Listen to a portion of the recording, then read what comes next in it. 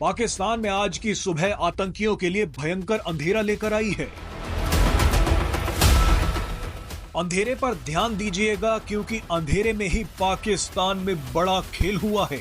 Media reports में आशंका जताई जा रही है कि सालों से पाकिस्तान में रह रहे अंडरवर्ल्ड डॉन दाऊद इब्राहिम को जहर दिया गया है। रिपोर्ट्स के मुताबिक दाऊद इब्राहिम को कराची के एक अस्पताल में भर्ती कराया गया और उसकी हालत गंभीर बताई जा रही है। दावा किया गया है कि दाऊद इब्राहिम को उसके घर पर ही जहर दिया गया है।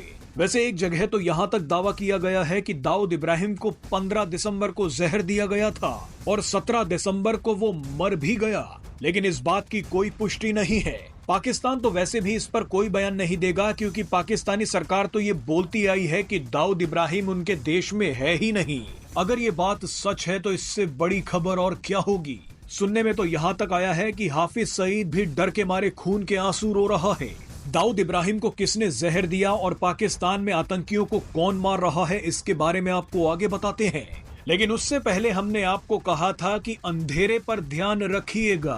तो आपको बता दें कि जिस वक्त कराची से खबर आई कि दाऊद इब्राहिम को जहर दिया गया है, लगभग उसी वक्त कराची के कई इलाकों में अचानक लाइट चली गई। कराची में अंधेरा छा गया। दाऊद इब्राहिम कराची में ही रहता था। कराची के एयरपोर्ट पर भी अंधेरा छा गया। ये भी दावा किया जा रहा है कि पाकिस्तान के कई इलाकों में इंटरनेट सर्विसेज पर भी हमला हुआ है। कुछ समय के लिए कराची, लाहौर, रावलपिंडी और मीरपुर खान जैसे इलाकों में इंटरनेट चलना बंद हो गया। अब आप इसे सहयोग कहिए या कुछ और, लेकिन जब खबर आई कि दाऊद इब्राहिम को जहर दिया गया है, लगभग उसी वक्त कराची में लाइट चली गई और इंटरनेट बंद हो गया। पाकिस्तान में कुछ ना कुछ गड़बड़ तो जरूर हो रही है, लेकिन पाकिस्तान में जो कुछ हो रहा है बहुत अच्छा हो रहा है। मगर सबसे बड़ा सवाल यह है कि पाकिस्तान में हो रही इन रहस्यमयी घटनाओं के पीछे कौन है।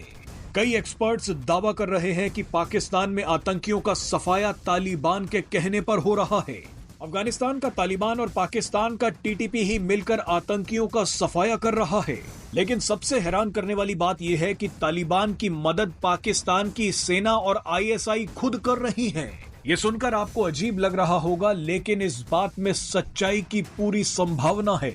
बिना पाकिस्तानी सेना और आईएसआई के सपोर्ट के बिना आतंकियों को मारना आसान नहीं है।